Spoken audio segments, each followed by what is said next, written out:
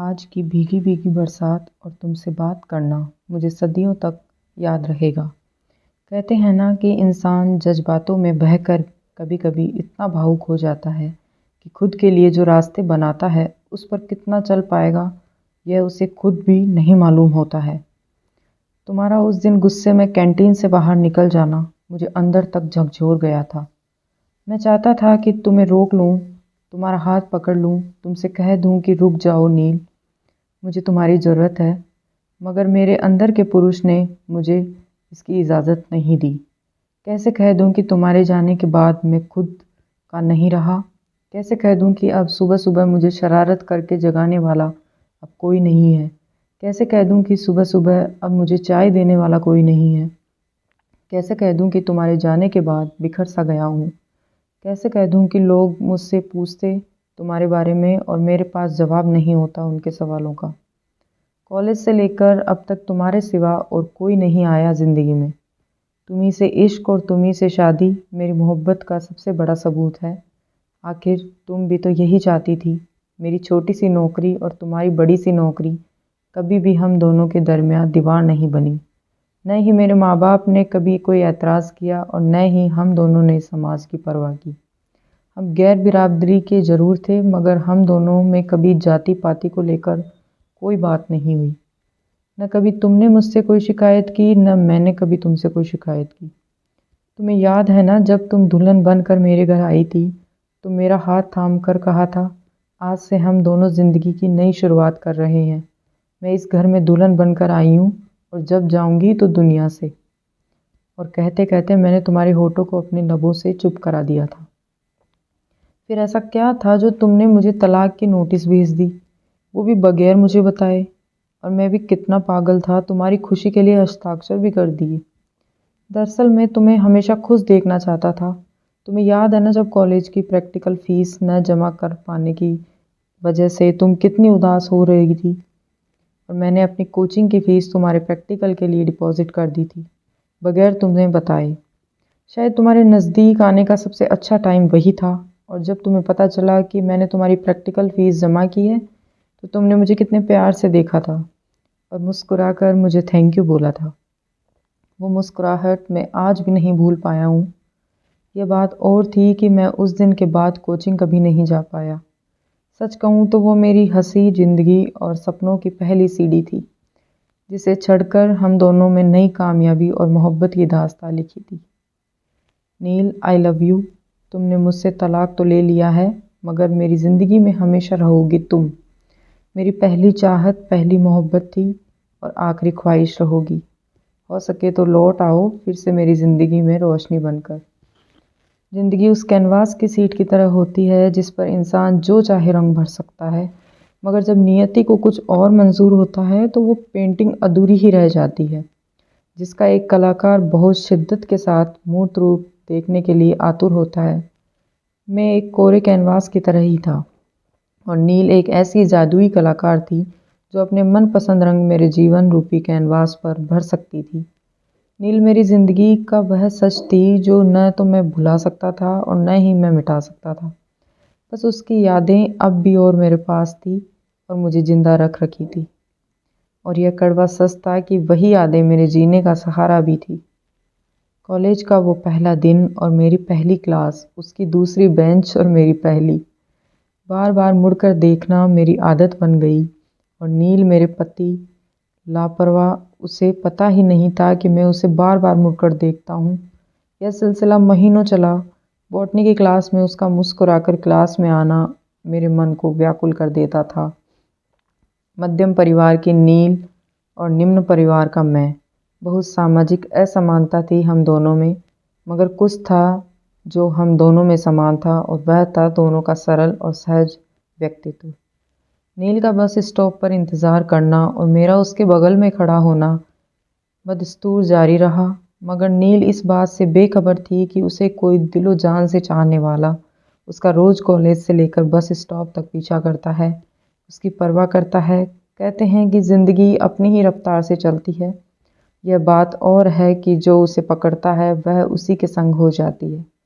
मैं भी ज़िंदगी को पकड़ना चाहता था, उसके साथ कदम से कदम मिलाकर चलना चाहता था। यही कारण था कि कॉलेज से लौटने के बाद मैं ट्यूशन पढ़ाता और केमिस्ट्री की अपनी खुद की कोचिंग करता। रोज़ अपने सिलेबस के अकॉर्डिंग प्रिपरेशन करना और लेट नाइट सोना मेरी आदत बन गई थी, मगर क्लास के लिए कभी लेट नहीं हुआ। मेरा अब भी नील को चाहने का सिलसिला जारी था। नील जब भी कॉलेज नहीं आती ऐसा लगता जैसे कॉलेज का हर फूल मुरझाने लगा है। नील को फूलों से बहुत प्यार था। बॉटनी की क्लास में हरेबियम ना बनाकर वह जब लाती थी तो उसके फूलों का चुनाव बहुत अलग होता था और शायद इसीलिए क्लास की सभी टीचर्स उसे बहुत प्यार करती थी। वह पढ़ने में जितनी तेज़ थी उतनी ही सहज और सरल व्यवहार की भी थी और इसीलिए वह सबकी चहेती थी। धीरे धीरे एक वर्ष बीत गया, हम दोनों में आंख मिचौली करते हुए। अब नील को यह मालूम हो गया था कि मैं उसे लेकर गंभीर हूँ, मगर अब तक न मैंने बात की थी न ही नील ने।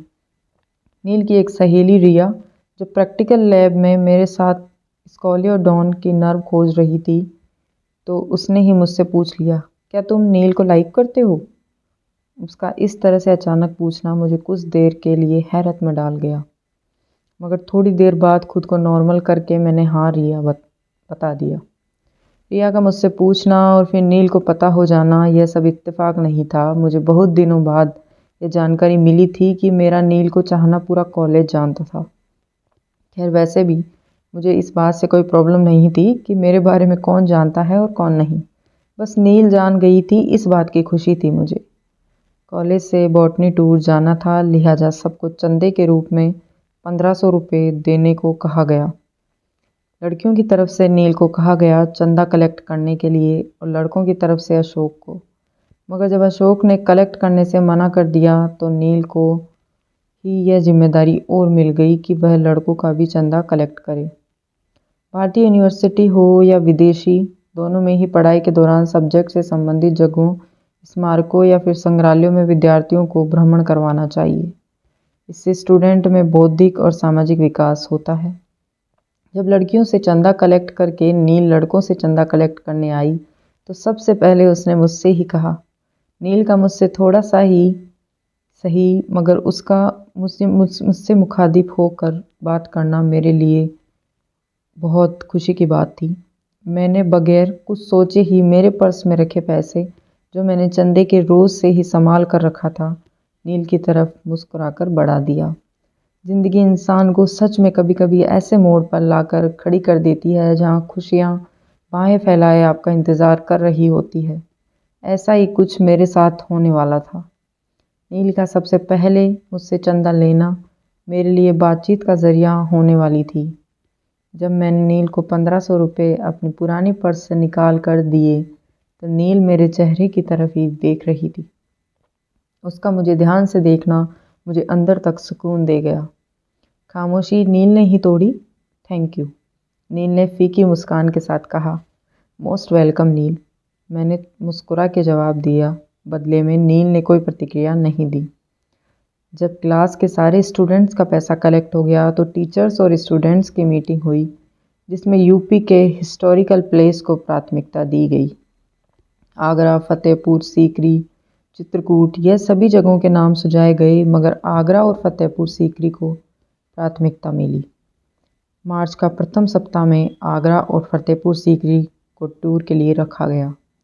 सुबह जब कॉलेज गेट पर बस आकर खड़ी हुई तो सारे लड़के लड़कियां अपने अपने स्थान पर आकर बैठ गए। कुछ ने घर से बड़ी बड़ी टिफ़िन पैक करवा लिया था तो कुछ ने फास्ट फूड के बहुत सारे पैकेट्स ले रखे थे। मैं चूँकि रूम लेकर रहता था तो मैं कुछ खास नहीं ले पाया, मगर माँ के हाथ के बने हुए चावल और तिल के लड्डू जो पिछले सप्ताह से घर से लाया था वो मैंने 5-6 रख लिए थे, साथ ही ट्यूशन से मिले कुछ पैसे भी। मैं लेट पहुंचा था इसलिए मुझे अंतिम की सीट मिली। नील अभी तक नहीं आई थी, सब उसी का इंतज़ार कर रहे थे। कुछ देर बाद क्लास टीचर ने नील को फ़ोन किया तो उसने रिसीव नहीं किया। तकरीबन 5 मिनट बाद नील रिक्शे से कॉलेज पहुंची। उसके पहुंचते ही सारे स्टूडेंट्स की नज़र नील पर और क्लास टीचर्स के लाखों सवाल। फिर भी उसने मुस्कुराकर सभी से माफ़ी मांगी और सबका रिप्लाई भी दिया। मेरी किस्मत अच्छी थी, उस दिन नील को मेरे बगल वाली सीट पर ही बैठना पड़ा। उसके बगल रिया और फिर बॉटनी की मैम। बस अपने तेज़ रफ्तार से चली जा रही थी। हल्की हल्की सी सर्दी थी, फिर भी लड़के और लड़कियां अपने शौक पूरे करके आए थे। सब ने अपने मनपसंद कपड़े पहन रखे थे। ऐसा अक्सर होता है कि कॉलेज और रोज़ रोज़ के कपड़े से ऊब कर जब स्टूडेंट्स को ऐसा मौका मिले जहां उन्हें उनकी मर्जी और छोड़ दिया जाए, तो उनका अंदाज ही फिल्मी हो जाता है। यहाँ भी यही था, पूरी बस फिल्मी हो चली थी। क्लास टीचर जिसमें लेडीज़ और जेंट्स दोनों थे, आज वह भी स्टूडेंट्स की तरह ही थे। आज कोई भी ऊंच नीच और छोटा बड़ा नहीं था। आज सब एक जैसे थे। रास्ते में कुछ लड़के और लड़कियां ने आपस में अंतराक्षरी भी शुरू कर दिया था, मगर एक मैं था जो इन सब से अनजान, बेखबर, अपनी ही दुनिया में गुम था। कभी मन ही मन नील को सोचकर मुस्कुरा देता, कभी नील को देखने के बहाने खिड़की की तरफ देखता, तो कभी बस के धक्के से नील का स्पर्श मेरे मन को गजब का सुकून दे जाता। प्यार क्या होता है, यह मैंने नील को देखकर जाना। कैसे नील को देखे बगैर मन कितना उदास हो जाता था। चेहरे की रौनक और आंखों की चमक फीकी हो जाती थी, और जब नील की एक झलक मिल जाती थी तो छुई मुई के पौधे की तरह फिर से जान आ जाती थी। कैसे कहूँ कि नील अब मेरी खुशी, मेरी सफलता बन गई थी। सच में प्यार दुनिया का वो सबसे हंसी एहसास है जिसे मैं परिभाषित भी करना चाहूँ तो न कर पाऊँ। देव, क्या सोच रहे हो? अचानक से नील ने मुझे पुकारा तो मैं अपने आप से बाहर आया। हड़बड़ाकर बोला, कुछ नहीं नील, बस अपने फ्यूचर की तलाश में बहुत दूर चला गया था। मैंने गंभीर होते हुए कहा। अच्छा, हाँ, तो मिला क्या आपको फ्यूचर? नील ने मुस्कुराकर पूछा। तलाश करते करते बहुत दूर आ गया हूँ, परंतु कर्म करना मेरा फर्ज है और फल देना ऊपर वाले का काम है। मेरी बात को काटते हुए नील ने कहा। नहीं, मैंने लापरवाही से कहा। क्यों? उसने हैरान होते हुए पूछा।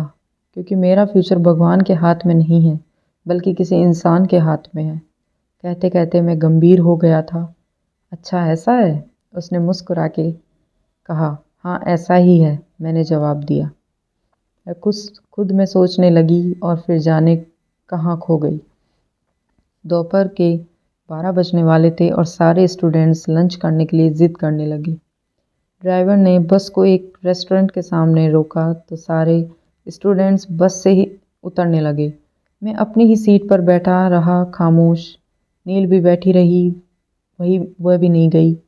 रिया हम दोनों को छोड़कर बस से नीचे उतर गई। अब नील और मैं ही बस में रह गए, मगर मुझे लगा ये अच्छा नहीं है। मैं खड़ा हुआ और नील का हाथ हल्के से छुआ तो वह चौंक गई, जैसे मैंने उसे किसी ख्वाब से जगा दिया हो। नील लंच कर लो, मैंने कहा। वह कुछ नहीं बोली और बस से नीचे उतर गई। मैं भी उसके पीछे पीछे बस से नीचे उतर गया। सारे स्टूडेंट्स अपनी अपनी पसंद की चीज़ें ऑर्डर करके टेबल पर बैठे गप्पे मार रहे थे। मैंने नील से पूछा, क्या खाओगी नील? जो चाहे मंगवा लो। मैंने 2 कॉफ़ी और 2 समोसे ऑर्डर किए जो थोड़ी देर में टेबल पर आ गई। नील की चाय पसंद नहीं थी, वह काफ़ी पीती थी। यह बात कॉलेज के कैंटीन में मैंने रिया और नील को बातें करते हुए सुना था, इसलिए मैंने काफ़ी ही मंगवाई। हम कॉफ़ी और समोसे का मज़ा ले रहे थे और मैं नील को देख रहा था। उसकी आंखों को पढ़ने की कोशिश कर रहा था। सच में नील की आंखें बिल्कुल झील सी थी, बहुत गहरी, एकदम शांत। पहली बार नील को इतने करीब से मैंने देखा था, उसे निहारा था। मुझे एक ऐसा सुकून मिल रहा था जिसे मैं एहसास करके खुद में जी रहा था, और नील इन सब बातों से बेखबर कॉफ़ी में डूबी थी, मगर बिल्कुल शांत। शायद नील कुछ सोच रही थी। लगभग 30 मिनट बाद बस वहाँ से रवाना हुई। नील अब भी खामोश थी। वेटर को बिल मैंने ही दिया। नील ने मना भी नहीं किया और मुझे उसका बिल देना बहुत अच्छा भी लग रहा था। हम आगरा के करीब पहुंचने वाले थे। शाम के 5 बज रहे थे। सारे स्टूडेंट्स ने कहा कि पहले वह होटल जाएंगे, आराम करेंगे, फिर कल सुबह फतेहपुर सीकरी के लिए निकलेंगे। और ऐसा ही हुआ। टीचर्स ने भी यही ठीक समझा, लिहाजा बस को आगरा के एक अच्छे होटल में ले चलने के लिए ड्राइवर को बोला। होटल पहुंच के सारे लोगों ने यह निर्णय लिया कि 2 हॉल बुक करा लिया जाए, जिसमें एक हॉल में लड़के और दूसरे हॉल में लड़कियां रहेंगी। सारे लड़के और लड़कियों ने ऐसा ही किया। मगर रात के डिनर के समय डिनर हॉल में सब एक साथ आए। मैं लोअर टी शर्ट और उस पर एक हल्की जैकेट पहन रखी थी और नील ने रेड कलर का पंजाबी पटियाला सूट और एक शॉल को फोल्ड करके कंधे पर रखा हुआ था। नील मेरी ही टेबल के सामने चेयर पर आकर बैठ गई। मैंने फिर नील से उसकी पसंद पूछी, मगर इस बार भी वह मेरी ही पसंद पर छोड़ दिया। मैंने मिक्स वेज और मिक्स रोटियां ऑर्डर की। नील अब कुछ फ्रेश लग रही थी, हल्की गुलाबी लिपस्टिक और आंखों में काजल। सच में वह बहुत खूबसूरत लग रही थी, सादगी में भी खूबसूरत, और यही मुझे नील के और करीब ले जा रहा था। डिनर ख़त्म हुआ, मगर हम लोगों ने कोई बात नहीं की, बस खाते ही रहे। कभी कभी कुछ और लेने के बहाने से मैं नील से पूछ लेता, लेकिन उसने अपने मन से कुछ नहीं बोला। जब डिनर ख़त्म हुआ तो सब ने अपना अपना बिल पे किया और मैंने हम दोनों का बिल पे किया। इस बार भी नील ने कुछ नहीं कहा। सब अपने अपने हॉल में सोने जाने लगे थे। नील ने मेरी तरफ देखा और बोला, सर्दी है, स्वेटर पहनकर सोना। थैंक यू, मैंने कहा। वह कुछ नहीं बोली और चली गई। रात भर सोचता रहा, कभी नील तो कभी अपने रूम पार्टनर सुरेंद्र की बातें, तो कभी अपने दोस्त अशोक की, तो कभी अपने गांव के बारे में, अपनी माँ के बारे में। सोचते सोचते कब नींद आ गई पता ही नहीं चला। सुबह जब नींद खुली तो सब फ्रेश होकर तैयार हो रहे थे। मैं भी फ्रेश होकर तैयार हुआ। 7 बजे सब ब्रेकफास्ट करके बस में बैठ गए थे। नील पीले पीले चूड़ीदार सूट में अच्छी लग रही थी। खुले बाल, होठों पर हल्की गुलाबी लिपस्टिक, आंखों में काजल। ऐसा लग रहा था बसंत ऋतु का आगमन हो गया हो। बस फतेहपुर सीकरी पहुंच गई थी। सारे स्टूडेंट्स टीचर के साथ अकबर के पंचमहल में पहुंच चुके थे। अकबर का विशाल शयन कक्ष देखकर सब विस्मित हो गए थे। जब हम बुलंद दरवाज़ा देखने गए तो आंखें खुली की खुली रह गई। दरअसल अकबर ने गुजरात विजय के उपलक्ष्य में बुलंद दरवाज़ा का निर्माण 1601 में कराया था, जो 12 वर्षों में बनकर तैयार हुआ था। सच कहूँ तो फतेहपुर सीकरी की हर वो इमारत जो मुगल कालीन थी, सभी बहुत ही खूबसूरत और रहस्य से भरी थी। सबके पीछे का कुछ न कुछ इतिहास ज़रूर है, चाहे वो जोधा बाई का पंचमहल हो या शेख सलीम चिश्ती की दरगाह हो। सबका अपना अपना महत्व है। जब हम लोगों ने फतेहपुर सीकरी को अच्छे से अवलोकन कर लिया था तो सब ने कहा कि लंच कर लिया जाए। घूमते घूमते सब थक भी गए थे। मुझे भी बहुत भूख लगी थी। सारे लोग पास के ही ढाबे में पर गए और अपनी अपनी पसंद की चीज़ें बनवा के खाने लगे। इस बार फिर नील ने मेरी ही पसंद पर करेले की सब्ज़ी और रोटियों से पेट भरा। लंच करके हम सब आगरा के लिए निकले, मगर नील को बस में बैठे रहने से चक्कर आने लगे, तो कुछ देर के लिए बस को रास्ते में रोक दिया गया। फर्स्ट एड के बाद जब नील को कुछ आराम महसूस हुआ तो हम दोपहर के 2 बजे आगरा पहुंच चुके थे। पहले दयालबाद और बाद में ताजमहल के लिए देखने पहुंचे। सच कहूँ तो शाहजहाँ ने जिस ताज को अपनी बेगम मुमताज़ के लिए बनवाया था, वह एक दिन प्यार का प्रतीक के रूप में जाना जाएगा, यह शाहजहाँ को भी नहीं मालूम था। ईरानी वास्तुकला का बहुत अच्छा प्रभाव देखने को मिलता है। पहली बार हमने ताज का दीदार किया था, और वह भी नील के साथ। सारे स्टूडेंट्स अपने अपने फ्रेंड्स के साथ सेल्फी ले रहे थे। मैंने भी नील के साथ कई फ़ोटो लिए। आज जब भी उन तस्वीरों को मैं देखता हूँ तो वो पल, वो लम्हे फिर से जहन में ताज़ा हो जाते हैं। शाम को काफ़ी लेट हो गया जब हम होटल पहुँचे। आज हमें यहाँ से जाना था। किस तरह हम अब अपना अपना सामान पैक किए और फिर वापस बस में आकर बैठ गए। वापस आने के लिए नील मेरे ही साथ थी, मगर बगैर कोई एक्स्ट्रा बात किए। जब रात काफ़ी हो गई थी तो सब अपनी ही सीट पर सो गए। मुझे नींद बिल्कुल भी नहीं आ रही थी, लिहाजा मैं जग रहा था। मुझे इस बात का अंदाज़ा नहीं था कि हम इतने करीब होंगे। नील को नींद आ गई थी, वह मेरे कंधे पर सिर टिकाकर सो गई। यह खूबसूरत पल फिर कभी आएगा या नहीं, यह नहीं मालूम, लेकिन जितना भी टाइम नील के साथ मिला, मैं अपने आप को भाग्यशाली समझता हूँ। मैंने कहा था ना कि कभी कभी ज़िंदगी इंसान को ऐसे मोड़ पर लाकर खड़े कर देती है जहाँ खुशियाँ उसको बाहें फैलाकर इंतज़ार कर रही होती है। फ़िलहाल कुछ दिन मेरे ऐसे ही गुजरने वाले थे नील के साथ। बस जब हमारे शहर पहुंची तो नील अभी भी मेरे कंधे पर अपना सिर रख कर चैन से सो रही थी और मैं सारी रात उसकी चुभन से अपने आप को एक अलग ही दुनिया में महसूस कर रहा था। नील को मैंने हौले से जगाया तो वह बिना मन के जग तो गई, मगर नींद उसकी आंखों में अब भी नहीं गई थी। और इस आधे नशे में नील बहुत ही खूबसूरत लग रही थी। उसकी जुल्फ़ों का बार बार उसके चेहरे पर आना और उसे वो बार बार हटाती। मैं उसे ही देख रहा था, पर वो इन सब से अनजान बस की सीढ़ियों से मंद मंद कदमों से नीचे उतर गई। हम सभी अपने अपने घर जाने वाले थे। नील और हम टैक्सी स्टैंड तक साथ साथ गए और फिर अलग अलग टैक्सियों में, वह अपने घर और मैं अपने रूम पर। फाइनल ईयर के जब एग्ज़ाम ख़त्म हुए तो नील से मैंने मिलने के लिए कहा, क्योंकि मैं अपने गांव जाने वाला था और फिर कब आना होगा ये मुझे भी नहीं मालूम था। मैं पहले से ही वहां पहुंच चुका था और नील का इंतज़ार कर रहा था। नील आई, मगर वह अन्य दिनों की अपेक्षा बहुत खामोश थी। मेरे सामने वाली सीट पर वह बिल्कुल गुमसुम सी बैठी रही। मैंने आहिस्ता से नील का हाथ अपने हाथों में लिया तो उसने मेरी तरफ देखा और फिर आंसुओं की 2 बूंदें उसके गुलाबी गालों पर लुढ़क गई। मेरा भी दिल भर आया और फिर बगैर किसी की परवाह किए ही हमने नील की आंखों को चूम लिया। सच कहूँ तो किसी से जादुई जुदाई का आलम बहुत अकड़ता है। दिल चाहता है कि उसे रोक लूँ, अपने पास रख लूँ, मगर ऐसा कहाँ होता है। बस आंसुओं को अपने पलकों में बंद कर लेना ही अच्छा था।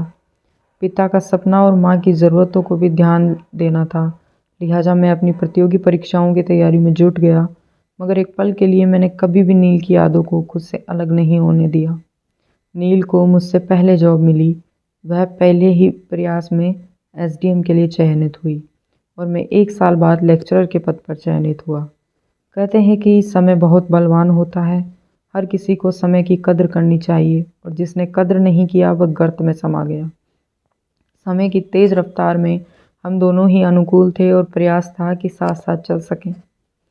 एक दिन जब मैंने नील से कहा कि नील, मैं तुमसे बहुत प्यार करता हूँ और शादी करना चाहता हूँ, तो नील ने खुशी खुशी हामी भर दी। हम दोनों समाज के उन दकियानूसी बातों को दरकिनार करते हुए परिणय सूत्र में बंध गए, जहाँ न कोई धर्म का बंधन था और न ही कोई जाति का बंधन, बस प्यार और प्यार का बंधन था। हमारी शादी को 1 साल हो गए थे। हम बहुत खुश थे। हमने अपने बीच कभी भी नौकरी को आने नहीं दिया। सच कहूँ तो नील को कभी मुझसे कोई शिकायत नहीं हुई। मुझे याद है जब डॉक्टर ने मुझसे कहा था कि बधाई हो, आप पिता बनने वाले हैं, तो मेरी खुशी का ठिकाना नहीं रहा और नील कितने प्यार से मेरी तरफ देखकर शर्मा गई थी। कुछ दिन पहले जब नील ने मुझसे बताया कि उसका ट्रांसफ़र वाराणसी हो गया तो मैं परेशान हो गया। ऐसा लगा जैसे कि मैं उसके बिना अधूरा हूँ। कैसे जीऊँगा, कैसे रहूँगा उसके बिन। नील के वाराणसी जाते ही 1 सप्ताह बाद ही उसने मुझे तलाक के कागजात भेज दिए। पेपर देखा तो मेरे होश उड़ गए। मेरे पैरों तले ज़मीन खिसक गई और ऐसा लगा कि मेरी धड़कनें मेरे साथ नहीं दे रही है और फिर मुझे कुछ याद नहीं। जब मुझे होश आया तो शाम को 6 बज रहे थे। मैंने नील को कई बार कॉल किया, मगर नील ने एक बार भी कॉल पिकअप नहीं किया। नील का मुझसे तलाक लेना मुझे कुछ समझ नहीं आया, और ख़ासकर ऐसे समय पर जब वह मेरे बच्चे की माँ बनने वाली थी।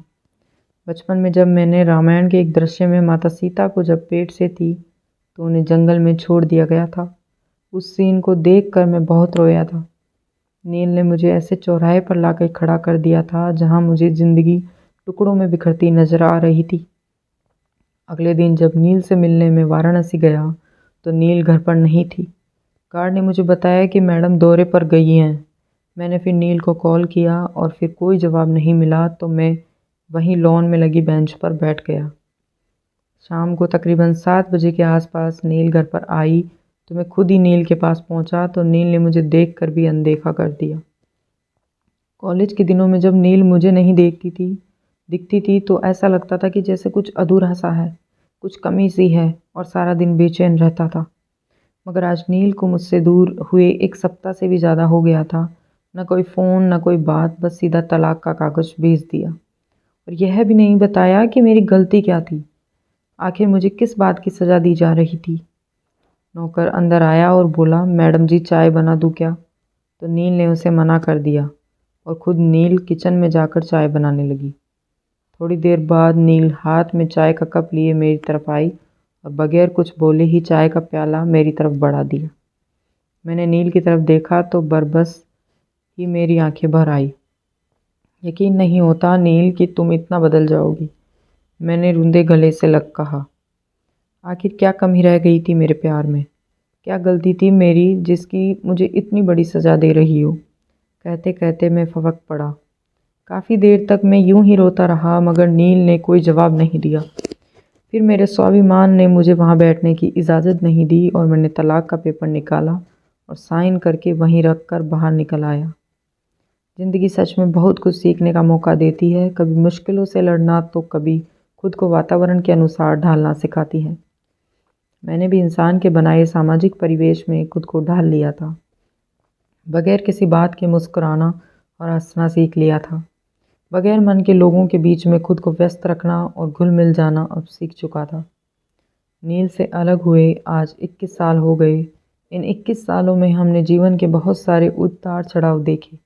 कभी कभी तो ऐसा भी हुआ कि नील की तस्वीर से बातें करते करते कब नींद आ जाती थी पता ही नहीं चलता था।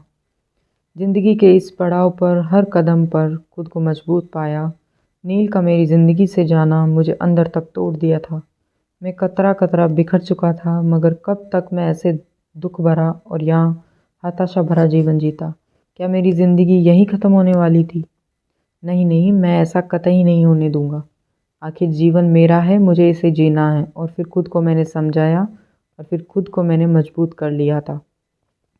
मेरा ट्रांसफ़र लखनऊ हो गया था। अब मेरी दिनचर्या बदल चुकी थी। जहाँ पहले मैं नील की यादों के बीच खुद को कमरे में बंद कर लेता था, वहीं आज मैं टाइम से सुबह उठने के बाद जॉगिंग करना, योगा करना और लौटते वक्त मंदिर जाना मेरी रोज़ की दिनचर्या में शामिल था। खुद ही सुबह का नाश्ता तैयार करना और फिर टाइम से ऑफिस जाना। इधर बीच मैंने एक और पार्ट टाइम शौक पाल लिया था, वह था असहाय स्टूडेंट्स के लिए कॉम्पिटिटिव क्लास चलाना।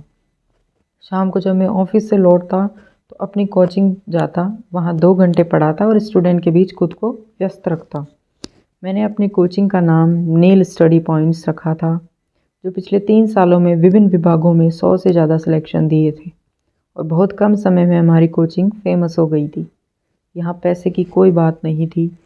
जो भी स्टूडेंट यहाँ स्टडी करने आता उससे एक एग्रीमेंट करवाया जाता था कि उसका सिलेक्शन होने के बाद जब वह नौकरी करने लगेगा तो अपनी सैलरी का 10% प्रति माह वह कोचिंग के परिचालन हेतु 5 वर्ष तक देगा। और स्टूडेंट्स आसानी से मान जाते थे क्योंकि पहले उनसे कोई फ़ीस नहीं ली जाती थी। शुरू में आसपास के झुग्गी झोपड़ियों में रहने वाले छात्र छात्राएं ही आते थे, परंतु बाद में सभी वर्गों से स्टूडेंट्स आने लगे थे। इस तरह से मेरी कोचिंग चल निकली थी। मेरी कोचिंग में मेरे सिवा 2 और टीचर थे। एक मैथ्स के टीचर मिस रिया और दूसरे इंग्लिश के टीचर दीपक। इन सब के बीच एक कमला काकी थी जो कोचिंग की साफ़ सफाई की व्यवस्था देखती थी। सच कहूँ तो कमला काकी को मैंने कभी स्टाफ की नज़र से नहीं देखा, बल्कि उन्हें हम सब अपना अभिभावक मानते थे। और कमला काकी ने भी कभी खुद को स्टाफ नहीं समझा। वह हमेशा हम सबको अच्छी बातें ही बताया करती थी, बिल्कुल एक अभिभावक की तरह। एक दिन मैं कोचिंग के कार्यालय में बैठा इतिहास की कुछ तारीखों को अंडरलाइन कर रहा था। तभी कमला काकी, ठीक है काकी भेज दीजिए, कहकर मैं फिर से अपने व्यस्त हो गया कि आवाज़ आई, बिटवा केहू आपसे मिलने के खातिर आए हैं। एक्सक्यूज़ मी सर, किसी लड़के की आवाज़ आई। मैंने सिर उठा के देखा तो एक 19-20 साल का नवयुवक, जिसके लंबे घने बाल, आकर्षक चेहरा, कंधे पर एक हल्का बैग लिए दरवाजे पर खड़ा था। ओ यस प्लीज़ कम, मैंने हड़बड़ा के कहा। थैंक यू सर, उसने सामने वाली कुर्सी पर बैठते हुए बोला।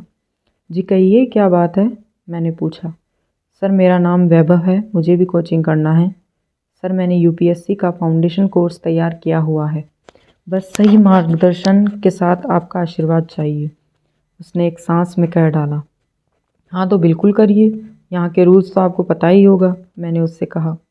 जी थैंक यू सर। फिर मैंने उसे पूरा रूल समझाया और नेक्स्ट वीक शुरू होने वाले नए बैच में एडमिशन कर लिया। अच्छा सर प्रणाम, अब मैं नेक्स्ट वीक आऊँगा, कहते हुए वह मेरे पैरों को झुककर छू लिया और फिर अनायास ही मेरा दायां हाथ उसके सिर पर रख उठा। आमतौर पर आज के युग में ऐसा नहीं होता है। आज के युग में बच्चों को संस्कार की पाठशाला समझ नहीं आती है। आधुनिक युग में छात्र अपना नैतिक कर्तव्य भी भूलता जा रहा है। मगर इस लड़के से मिलकर ऐसा लगा कि अभी भी कुछ पेरेंट्स हैं जो अपने बच्चों को नैतिकता का पाठ पढ़ाते हैं। नेक्स्ट वीक का जब नया बैच स्टार्ट हुआ तो पहली क्लास मेरी ही थी। नील स्टडी पॉइंट्स में हिस्ट्री की प्रॉपर क्लास में शुरू से ही लेता आया हूँ।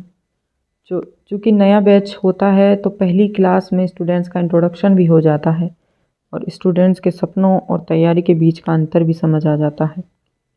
उस दिन हिस्ट्री की पहली क्लास में जब मैंने बारी बारी से सबका इंट्रो लिया तो ये मालूम हुआ कि बहुत से स्टूडेंट्स ऐसे थे जिनके पारिवारिक इतिहास में कभी कोई सरकारी नौकरी नहीं थी। ऐसे में उन्हें सही मार्गदर्शन देने वाला कोई नहीं था। वहीं कुछ ऐसे स्टूडेंट्स भी थे जिनके यहाँ 1 या 2 सरकारी नौकरी थी, लेकिन किसी को फुर्सत नहीं थी कि वह अपने बच्चों को सही मार्गदर्शन दे सके। ऐसे में केवल कोचिंग संस्थान ही ऐसे होते थे जहाँ स्टूडेंट्स की समस्याओं का समाधान होता था। वैभव बहुत ही निडर और साहसिक नवयुवक था। वह जितना मिलनसार था उतना ही अपने लक्ष्य के प्रति सजग भी था। 3 घंटे की क्लास में मैंने कभी भी वैभव को फालतू की बकबक करते नहीं देखा था। सारे क्लास में सीसीटीवी कैमरे लगे थे जिसका सर्वर मेरे कार्यालय में था। मैं वहीं से सारे स्टूडेंट्स और टीचर की गतिविधियां देखता था। यूपीएससी का एग्ज़ाम कैलेंडर आ चुका था और स्टूडेंट्स की तैयारी और गहरी हो चुकी थी और इसी दौरान मेरी तबीयत ख़राब हो गई। मुझे बुखार आ गया था। स्टूडेंट्स को पढ़ाने के लिए मैं खुद भी रात रात भर जाग कर पढ़ता था। पिछले 3 दिन से मैंने कोचिंग की जिम्मेदारी रिया मैम को सौंप दी थी। कमला काकी को सब कुछ समझा दिया था। दोपहर को जब मैं अपने कमरे में आराम कर रहा था तभी मेरे फ़ोन की घंटी बजने लगी। स्क्रीन पर कोई अननोन नंबर था। मैंने फ़ोन पिकअप किया तो उधर से एक जानी पहचानी आवाज़ आई। सर, मैं वैभव बोल रहा हूँ, कैसी तबीयत है आपकी? अरे वैभव! वैभव की आवाज़ सुनकर मेरे होठों पर मुस्कान आ गई। सर, मैं अभी आपके घर आ रहा हूँ। इससे पहले कि मैं कुछ कहता वैभव ने फ़ोन काट दिया। अगले 1 घंटे बाद वैभव मेरे कमरे पर था, हाथ में एक बड़ी टिफ़िन और कुछ फ्रूट्स। अरे वैभव, इस सब की क्या ज़रूरत थी? मैंने आश्चर्य से कहा। कुछ नहीं सर, आपकी तबीयत जब तक ख़राब है मैं यहीं रहूँगा, आपका ख्याल रखूँगा। वह ज़िद पर अड़ गया और मैं चाहते हुए भी कुछ नहीं बोल पाया। अब वैभव मुझे रोज़ ऑफिस से पिकअप करके कोचिंग छोड़ता और खुद कोचिंग पढ़ता। शाम को मुझे मेरे रूम पर छोड़ता और फिर 1 घंटे बाद मेरे लिए खाना लेकर आता। अगले महीने यूपीएससी का प्री होने वाला था और वैभव मेरी देख रेख में व्यस्त था। ऐसे में वह ठीक से अपनी स्टडी नहीं कर पा रहा था। मैं जल्द से जल्द ठीक होना चाहता था और हुआ भी ऐसा ही। मैं बिल्कुल ठीक हो चुका था, मगर वैभव का मेरे ठीक होने के बाद भी मुझे वैसे ही वह ऑफिस से पिकअप करता और कोचिंग छोड़ता, खुद कोचिंग पढ़ता और फिर मुझे रूम पर छोड़ता। वैभव और मेरे बीच एक अनजाना ही सही मगर बहुत गहरा रिश्ता बन चुका था। मेरी ज़िंदगी जो ताश के पत्तों की तरह बिखर गई थी, वह वैभव के आने के बाद एक नई ऊर्जा से भर गई थी। वक्त बहुत तेज़ी से गुजर रहा था। कुछ पुराने छूटे तो कुछ नए मिल गए थे और यह ज़िंदगी का कड़वा सच भी है। ज़िंदगी की स्पीड अपने शबाब पर रहती है और इंसान इस दौड़ में कहाँ तक दौड़ता है यह समय पर निर्भर करता है।